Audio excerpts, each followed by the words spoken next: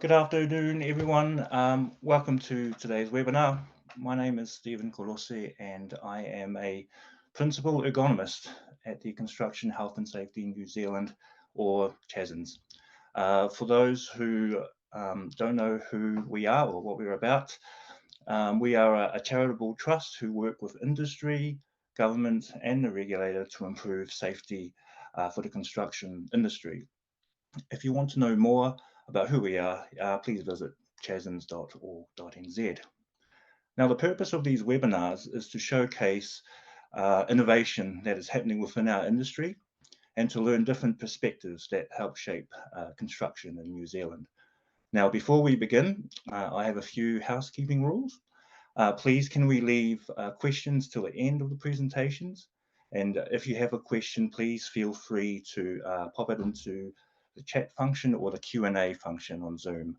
My wonderful colleague Anna will be moderating this space. So today's webinar is on the importance of sleep and injury prevention, and it's a topic that is very important to our industry. To speak more about this, we have a fantastic panel who will provide their perspectives on this area. Now, our panelists today consist of Dr. Kelly Dale from Healthy Lifestyle New Zealand, Matt Vaughan from Heal Me Well, and our very own Chris Polachik at CHASNZ. Panelists, if you could please unmute your mics and provide a brief introduction of yourselves, starting with Dr. Kelly. Thanks, Steve. Kia ora, everyone. My name's Kelly. I have worked with organisations for well over a decade now, specifically in the area of sleep and fatigue management, and also in the areas of wellbeing.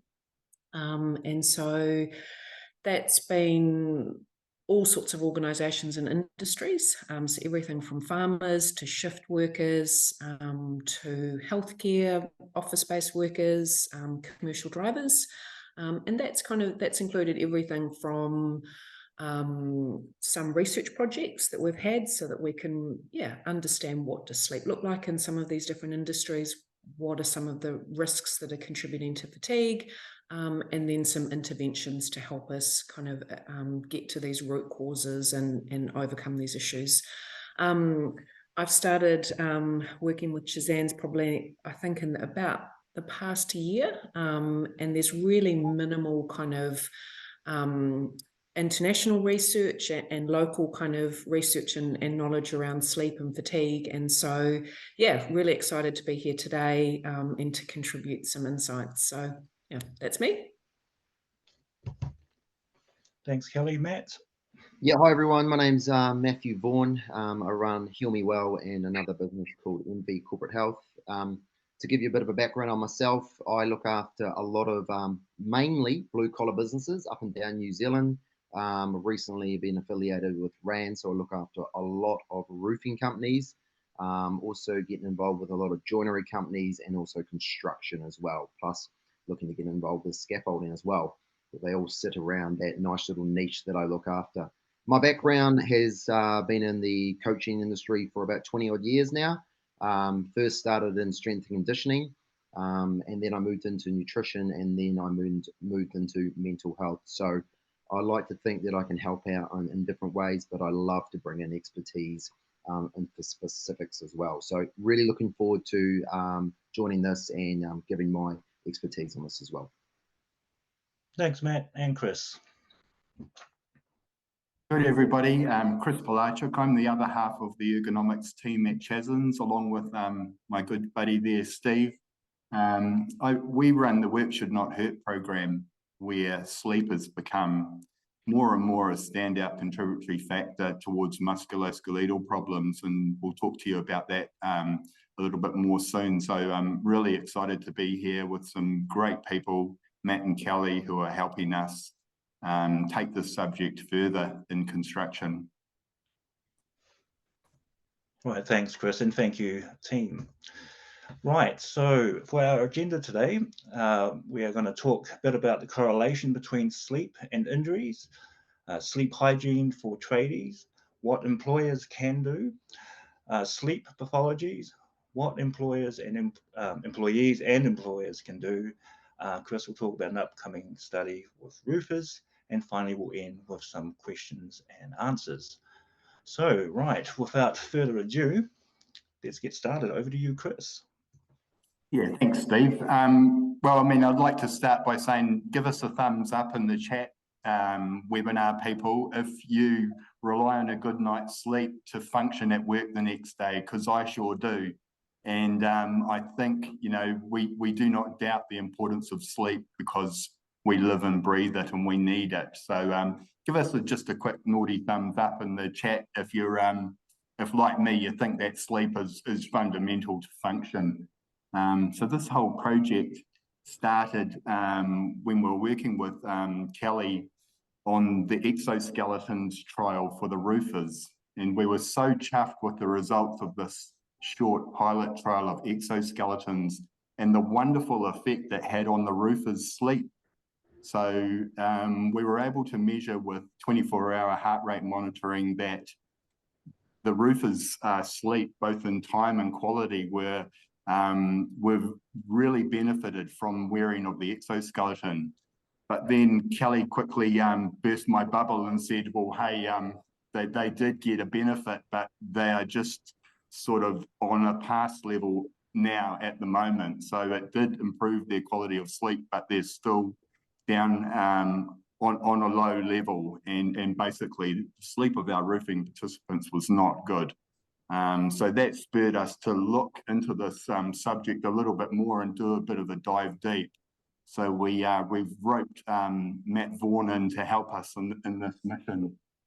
So Kelly also suggested that she thought that there was some pathologies, some roofers that had actually sleep pathologies that needed some special attention. And she didn't doubt that and wondered what the number of roofers with sleep problems were. And these sleep pathologies, you know, you can't, no amount of chamomile tea, you can't have a big enough lavender-filled pillow to actually overcome these sleep pathologies. These are things that really need professional help. So we'd like to bring those to the surface today a bit later, and Kelly will talk about those.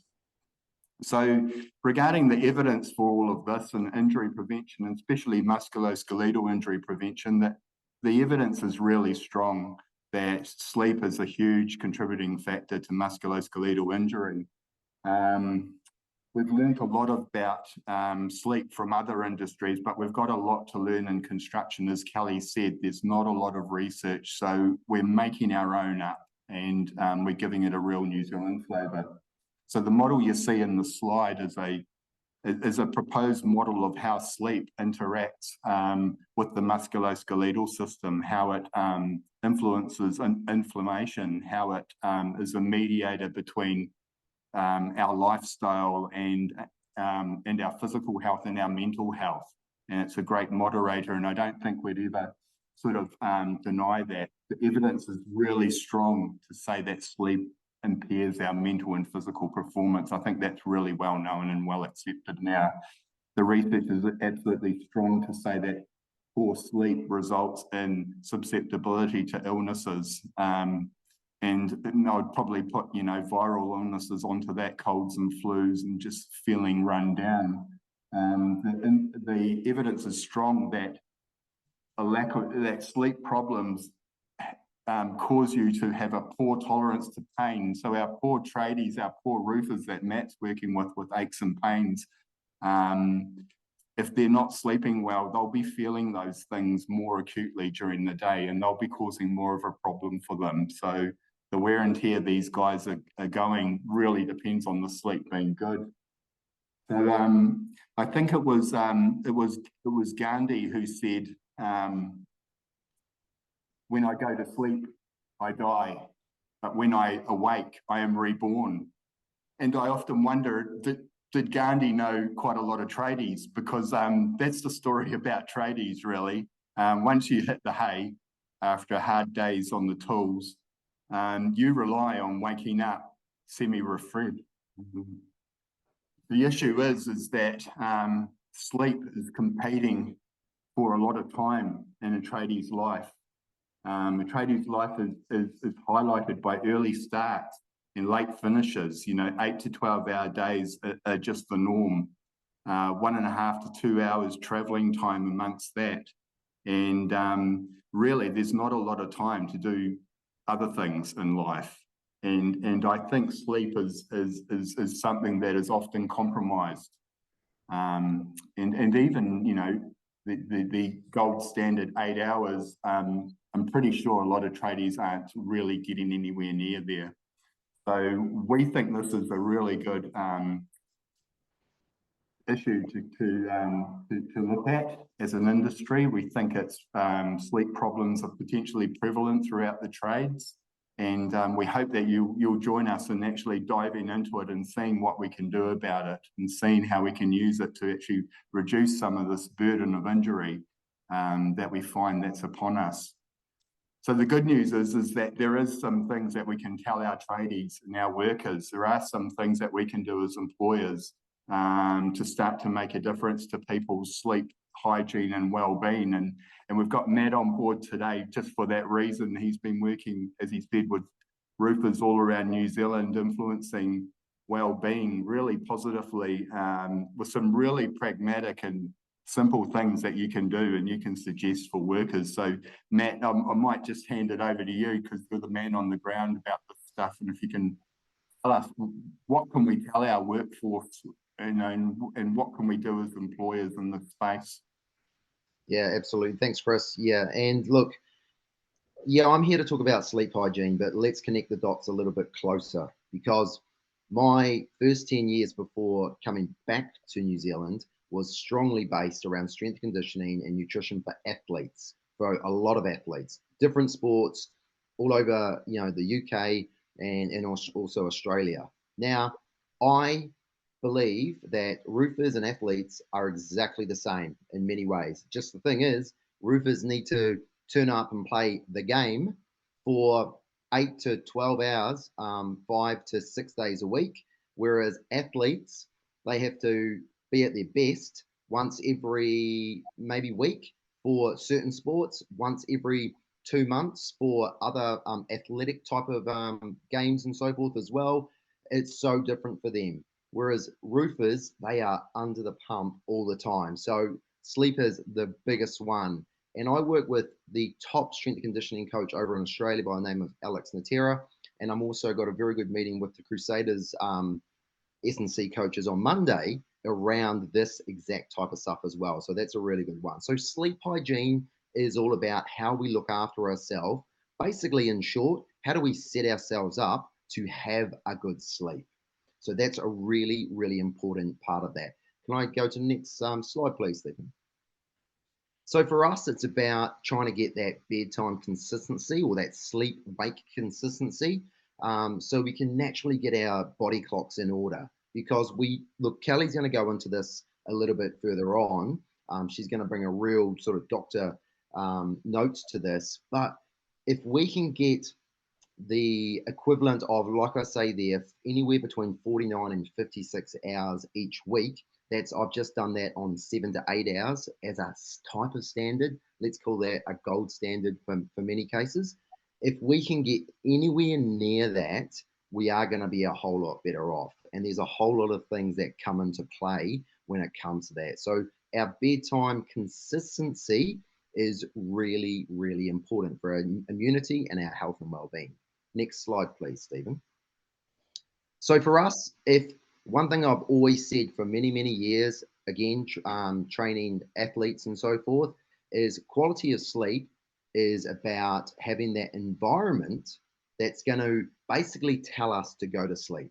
If we were to rewind the clock, I'm going to say a good 100+ years ago, we used to go to sleep when the sun went down, because that would sort of tell us to go to sleep, and we used to wake up when the sun comes up within reason.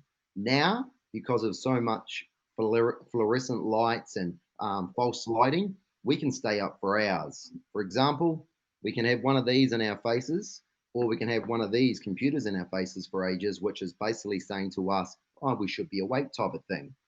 Optimal sleep environment is about trying to reduce direct light 2 hours before bed, i.e.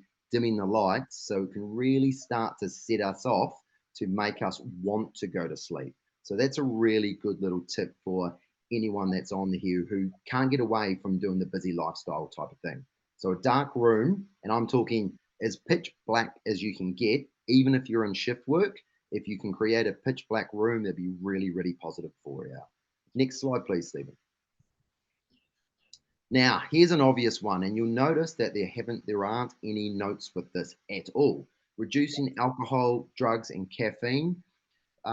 Look, really, really obvious one here. People think they get to sleep better. They think that they are actually having a better quality sleep, but drugs, alcohol, caffeine, these are all types of things that are going to reduce our quality and also the way that we repair over time. And again, Dr. Kelly can dive into that for you and bring up the huge amount of studies that have that we've done on this. Well, not me, but lots of other people have done on this. So it's an absolute must for everyone. And it's harder to be said than done type of thing as well. I do understand that, because habits are the one thing that make these a real common effect for us.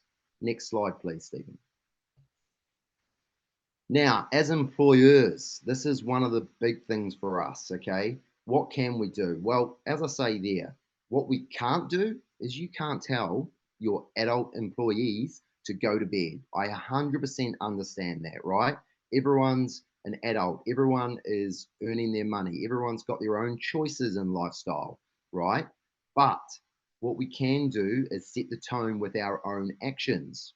Talk about maybe your bedtime routine, maybe how your sleep hygiene has improved because you've said that you're going to do X, Y, or Z. So make it a common practice around your business. That's a really good way to start. You can set a capacity of work hours. Now, that might be a crazy thing to say, especially if you're under the pump. But if those extra hours going from, say, 45 to 55 and then plus, you're noticing that you're getting more injuries, maybe that's a good thing to look for as well. You can start to implement some proactive programs in place. Yes, I know that's like a small plug, but if you set any program with anyone, with CHASNZ or anyone like that there, around a program that gives you some educational tools around this, face-to-face or online, it's going to, again, help with that environment or the culture around sleep and recovery for you guys. And the last thing, like I just mentioned there, you can change the culture around the importance of sleep. And this is phase one right now. Phase one is about us talking about it more, actioning some small steps more, making it the obvious thing to do. And if you don't believe we can do it, I know for a fact we can, because I remember some time ago when we stopped smoking in buildings and so forth. That seemed like it couldn't happen. It can happen. It just takes a whole team to be able to do it. And that's part of what we're on to. So I hope that helps a little bit, and it'd be great to hear from the other team now. Right, so this is, I guess, now what we're going to kind of talk to. So Matt's touched on a few things that we can kind of do ourselves around our sleep, and what we can kind of encourage in the workplace and in our organisation. And I can't stress enough around starting the discussion around sleep and fatigue. And I kind of liken it to the progress that we've kind of seen with mental health. And the change that we've seen around the discussion. I'm hopeful that we can kind of, people can talk more about their sleep and their fatigue and their energy levels and get to it, a similar point. And we only get there by talking about it. And you guys are obviously here because you're interested in it and would like to talk more about it. So I didn't mention at the beginning, but I also work at the Sleep Well Clinic. So I see patients every week for all sorts of sleep disorders and sleep conditions. And that's everything from commercial drivers to, just regular people that are struggling with their sleep. And so I'll talk a little bit about sleep pathologies or sleep disorders or sleep conditions, and kind of highlight, I guess, some red flags that you can kind of think about for yourself in terms of your own sleep and whether, it would be worthwhile getting things checked out. And then also, I guess, raise the discussion.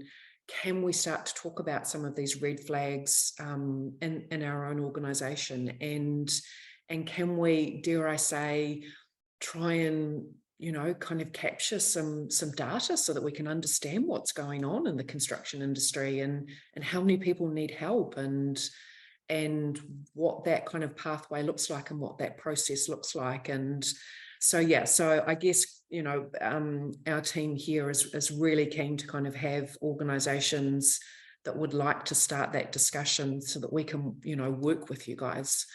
So yeah, so I'll talk about that. But first of all, just would like to touch on sleep. And look, sleep, I could talk for hours about sleep. It's a very complex process.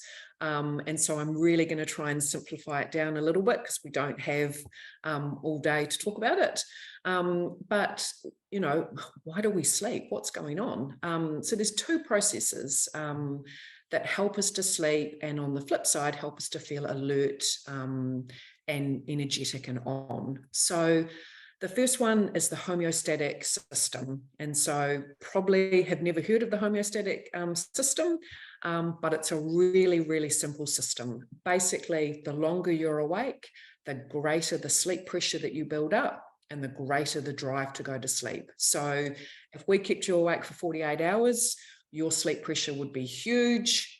We'd tuck you up into bed somewhere and you'd fall asleep just like that. Whereas if you'd only been awake for 4 hours, you haven't built up a lot of sleep pressure, it'll be harder for you to go to sleep. So really simple kind of, system to kind of get our heads around. What I would highlight particularly in this industry, and for anyone that has shift workers, think about, like Chris mentioned, if we've got a long kind of shift, so we've got people working 10, 12 hours. I work with organisations that have 14-hour shifts, so, 12 hours plus overtime. And then you think about a lengthy commute time, so you add an hour on either side, and then people have got to get up in the morning, get ready for work, and then on the flip side, shower. The sleep pressure that person is building up over those, really long kind of shifts, and the commute time, that sleep debt or that sleep pressure that they're building up really puts them at risk of something happening in the workplace or on the commute home. And so we're putting our people at risk of not getting home safely.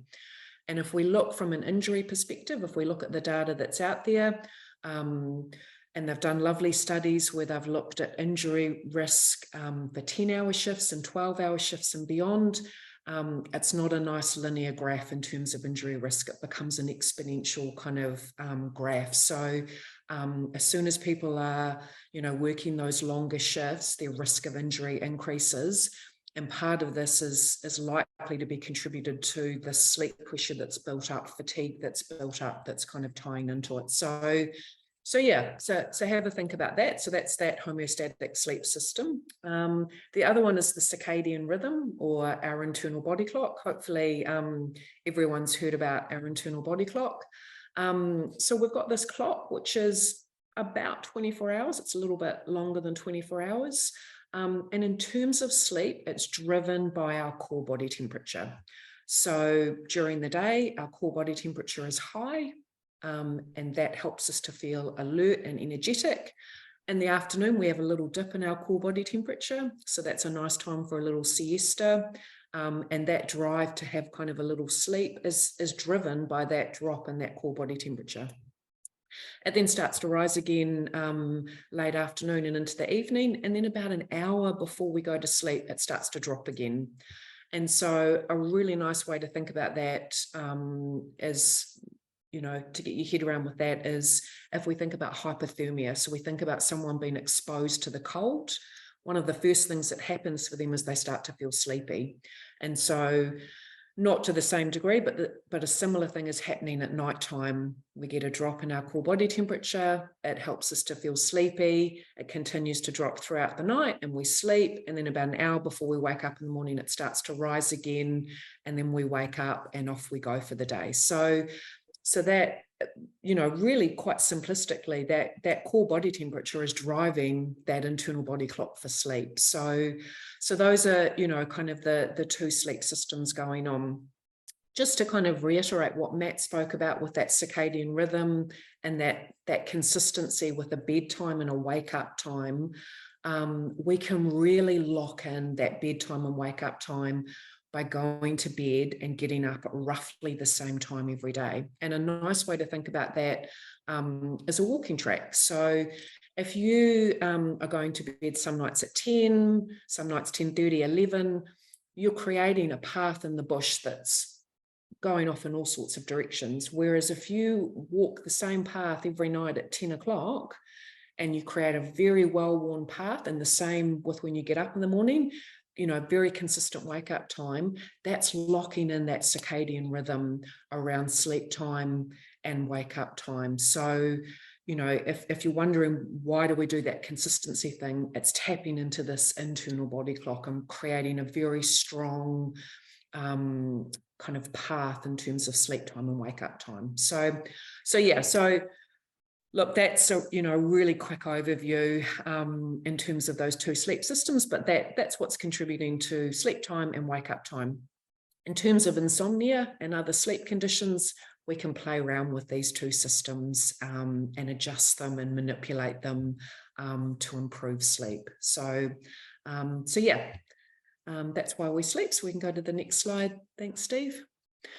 Right, so now I'm going to kind of shift focus into some sleep conditions or sleep pathologies. What I would say is, and I'm going to relate it back, perhaps not super eloquently, but relate it back to a construction kind of viewpoint. If we think about kind of a foundation and a house, if we can think about sleep hygiene as the house, and so we can do all of these nice things around our sleep hygiene. So in terms of, you know, not being on devices before bed and you know, watching our caffeine intake and that sort of thing. And those are certainly beneficial for our sleep and will help support us with healthy sleep. But if the foundation is broken, and the foundation in this instance is sleep disorders, if that foundation is broken, anything we kind of do that's nice around the house is really going to have minimal effect in terms of improving our sleep and improving our health and our well-being and reducing the risk of injury. So we've got to fix the foundation before we kind of pretty up the house and do those sorts of things. So yeah, so we can go to the next slide. Right, so sleep conditions. So I'm going to focus on three main ones, and if I've got time and if I haven't spoken too much, I'll talk about another one as well for us to kind of think about. But the first one I'd like to talk about is snoring. So snoring we often think of as something that's noisy, as perhaps something that means that we're dead to the world and having an amazing sleep because we're snoring our head off. But actually, I'd really like to kind of change the way that we think about snoring. So my question to you is, if you snore and if you wake up and you don't feel as refreshed or feel as good as you think you should, and you might have gone, gosh, I've got 8 hours sleep. Why do I still feel tired and not super great? What am I doing wrong? And you snore, I would like you to have a think about the fact that snoring is probably impacting the foundation of your sleep. And so, so for some people, snoring can be completely benign and really have no effect on them. But for the majority of people, snoring does impact the quality of our sleep. And we've got a fancy name for it in our clinic, or not just our clinic, but worldwide. It's called upper airway resistance syndrome, which is basically snoring plus daytime fatigue or feeling tired. And so what's happening with snoring? So we'll just have a quick wee discussion about that. So when everyone goes to sleep, and that's, you know, that's all of us here, we move from light sleep into deeper sleep and then into REM sleep. And the amount of those that we have varies from each sleep cycle. So when we go from light sleep into deeper sleep, all of the muscle tone in our body switches off. And so it does that in preparation for REM sleep, for dreaming sleep, because we don't want our muscles essentially on. We want that muscle tone off. And so a good way to think about that is if we were dreaming about skydiving, or boxing or whatever, and then we start acting that out in our dreams, you've got people jumping off the bed, you've got people boxing their part, you know, there's all sorts of things that could happen. So anyway, so the muscle tone switches off, perfectly healthy, normal part of sleep. But what that means is the muscles that are holding open our airway also switch off. And for a lot of people, that has no impact. The airway stays open. They continue, they descend down into deeper sleep and REM sleep, perfectly fine and healthy, and they have a good night's sleep. But for people that snore, what's happening is when that airway closes off, when that muscle tone switches off, that airway starts to close off, and it partially closes off and it creates a vibration. That vibration is snoring. And so what happens with that vibration is, because it's with our breathing, it sends an amber alert to our brain, and it goes, hold on, something's happening with our breathing. This is not a good thing. And this is all happening while we're asleep and we're unaware of it. And so it drags us out of that deeper sleep and into light sleep, because we want to address that breathing issue, because breathing trumps sleep. And so we then drag back into light sleep, and then the muscle tone switches back on and the brain goes, oh, fantastic, issue resolved. And so you've gone back into light sleep, but then you start to move back into deeper sleep. Muscle tone switches off, airway starts to close, causes a vibration, amber alert to the brain, hold on, wake up. And so you're dragged back into light sleep, and you're thrashing around between light sleep and deep sleep throughout, you know, kind of the whole night, never getting into these lovely, elegant sleep cycles where we get nice, good quality deep sleep and REM sleep. And so hence the waking up in the morning and not feeling entirely refreshed, because you've never, you know, kind of got sufficient kind of deep sleep and REM sleep. So I would challenge it and say, if you snore, don't think that it's something that's going to have no effect on you. And the other thing that I see a lot of patients, I would say probably a third that come to see me that snore is because their husband or wife has said, you need to go and deal with this issue because the snoring is disrupting their sleep. So, and so they're there to deal with the issue because they don't want to disrupt their partner's sleep. So, you know, lots of good reasons to look at snoring, and there's lots of treatment options around it as well. So, so yeah, so that's snoring. So first red flag. So we can go on to the next one, Steve, which is obstructive sleep apnea. So I've talked about that muscle tone switching off as part of normal healthy sleep. What happens with obstructive sleep apnea? It doesn't just partially close. Well, it does. So it partially closes and you get snoring, but actually in obstructive sleep apnea, it goes a step further and the airway actually closes off. And so, so then what happens is with that airway closing off, that sends a red alert to the brain. So it's not just an amber alert anymore, it's a red alert, because it's like, hold on, you're not breathing anymore. Your oxygen levels are dropping in your blood. You've really got to do something about this. So again, it drags that person out of a deeper sleep and into lighter sleep to deal with the drop in oxygen levels and not breathing. And so that's what's happening with obstructive sleep apnea. And so if it's happening, that airway closing off 5 to 15 times an hour, it's mild, 15 to 30 moderate, and above 30 is severe. And we sometimes see people in the clinic that's happening 100 times an hour. And so the other thing that happens with that red alert that's going on to the brain around you're not breathing anymore is it becomes a stressful event. So the body releases cortisol and adrenaline. And so not only is your sleep being disrupted, but actually sleep becomes a stressful event. And so what should be restorative and help you to feel, you know, physically and mentally restored is actually a stressful event on the body. And so and what we see is that with OSA, when it's kind of mild, moderate and above, it's actually putting cardiovascular strain on the body. So we see increased blood pressure, we see increased risk of heart attack and stroke and all sorts of things. So not only is it disruptive for sleep and the way that you feel, but it actually has medical consequences. So And look, if anyone wants to talk about OSA in more detail, because again, it's, you know, complex kind of issue, but I guess what I would say is, again, if you snore and you don't feel as refreshed as you think you should in the morning, if you have someone that you sleep with, so a bed partner, and they've ever noticed that you have pauses in your breathing, you know, so you might be listening to them snore and then all of a sudden there's silence. You know, that's that airway closing off. And then sometimes what will happen is they'll come awake with a choke or a gasp, like, because the muscle tone will switch on and they'll go and take a big breath, all unknown to the person that's, you know, kind of experiencing it, because it's happening in this light sleep. So,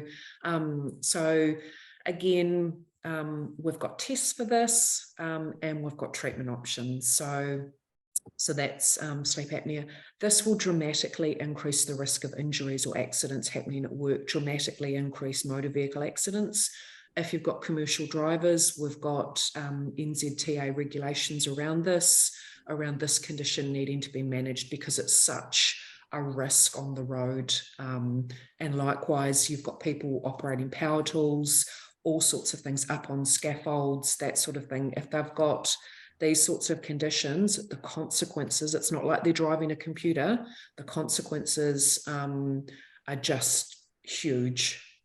So yes, that's OSA. And then we can move to the next one, thanks Steve, which is insomnia. So, right, so with insomnia, we've got two types of insomnia. So we've got acute insomnia. So we've all had times where we've had acute insomnia, where we might be worried about money, we might have something, a deadline coming up at work that we're a bit stressed about, or a presentation, if that kind of, you know, worries us, that sort of thing. And when the stressor goes away, the disrupted sleep resolves itself. So that's acute insomnia. So nothing to be worried about, and you know, is perfectly kind of normal for all of us at different stages. When it becomes regular, and so the definitions, if it's more than 3 nights a week for more than 3 months, it's defined as chronic insomnia. And so insomnia, we kind of, again, think of insomnia as a person being awake all night, just not sleeping. But that's very extreme. Insomnia is if it takes you a long time to fall asleep, so it's over 30 minutes, and that's happening more than 3 nights a week. Or if you wake up regularly throughout the night and then struggle to get back to sleep, so you don't kind of go back within a minute or two. So you had lots of wake ups and spending a long time awake. Or if you wake up early in the morning, say 3, 4 a.m, and you just can't get back to sleep, even though you haven't really had enough sleep. So if any of those 3 are kind of ringing bells for you, it's possibly insomnia. Really interesting study that looked at kind of long-term insomnia, and what they saw was that people at the beginning of the study, when they tracked them over the years, at 5 years, about 38% still had insomnia. So it's not something for a lot of people that just corrects itself and goes away. A lot of people need support. Again, we've got lots of treatment options for insomnia. So don't battle through it on your own and hope for the best, or think this is just my sleeping now. There's lots of treatment options, and it doesn't have to be persistent and have such an impact on your life. So, and we can learn, you know, from our workmates as well, if they're suffering from this. The thing with sleep deprivation and insomnia is, a lot of people are just putting one foot in front of the other, and sometimes they need a colleague or a friend or a partner to kind of go, hey, you know, let's get some help. So yeah, so that's insomnia. I'll just really quickly, it's 1:44, delayed sleep phase. If you've got apprentices or teenagers at home, young adults in your workforce, delayed sleep phase is when they can't get to sleep before kind of midnight, 1 a.m, 2 a.m. It's not laziness. Their whole circadian rhythm has shot out. And it's so when people become teenagers, it tends to shift out a couple of hours. For some people, I saw an individual in the clinic the other day, it had shifted out till 5 a.m. They couldn't get to sleep till 5 a.m.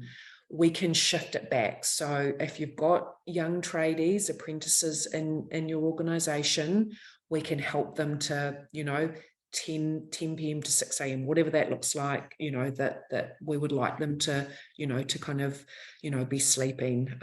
So yeah, so what can I do? You can self-refer to the Sleep Well Clinic or to other sleep clinics.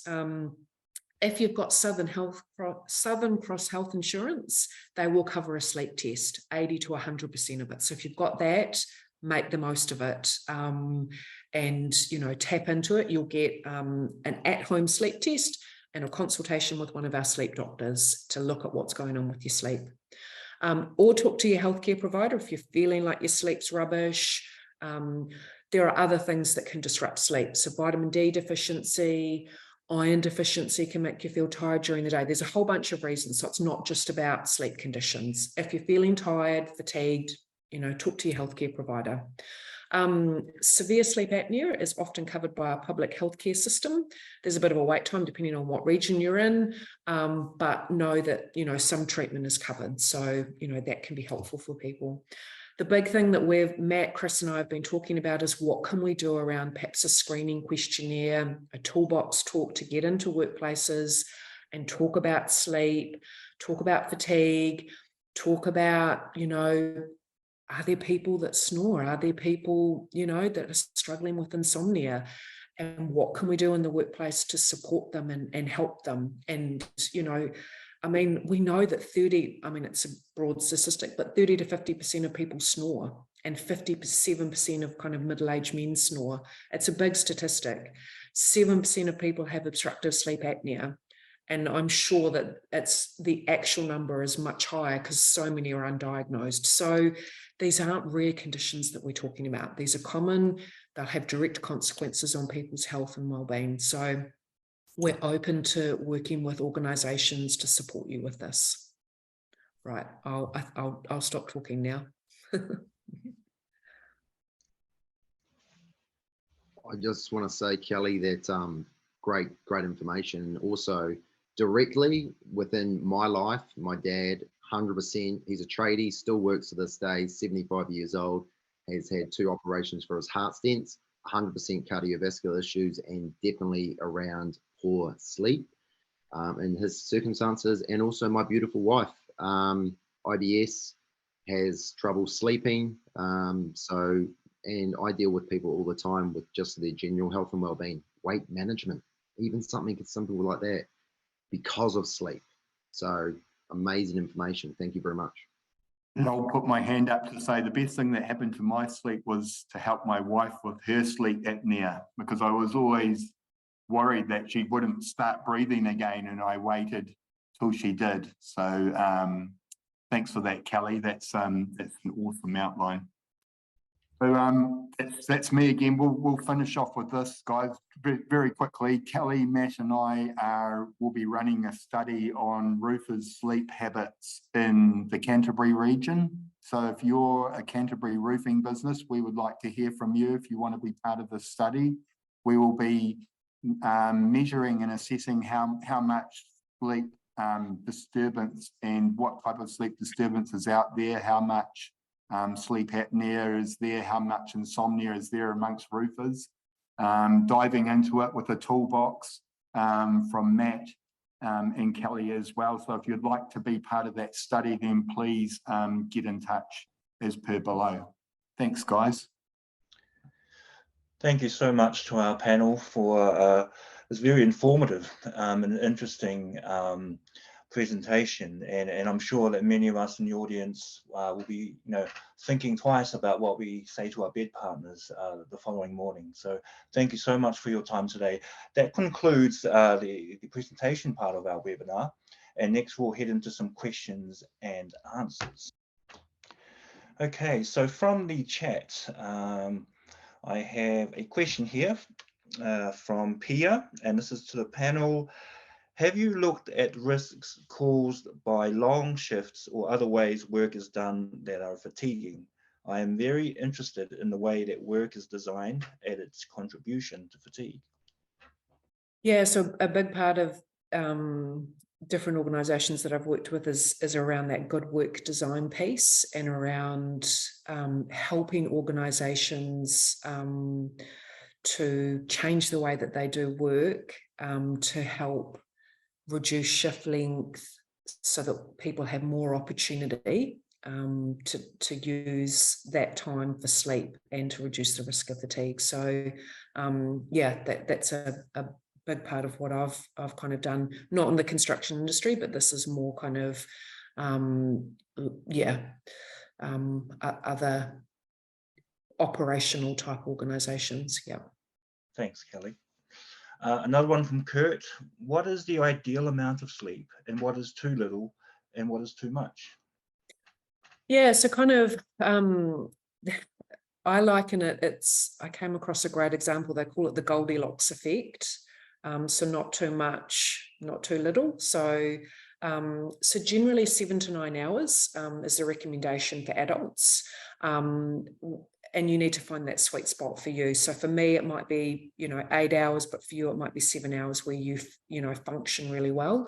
There's a very small number of people that have a genetic trait that means that they can survive on, kind of 5 or less hours of sleep. Being genetic, it runs in your family. So if you've got, a parent and siblings that also display that ability to have short sleep, but it's a very rare trait. So don't think that that you've got that. Chances are you probably don't. And if you don't have other family members that are the same, likewise, if you find that you need to sleep kind of 9-10 hours or more, then that points or highlights to potential other sorts of things that are going on.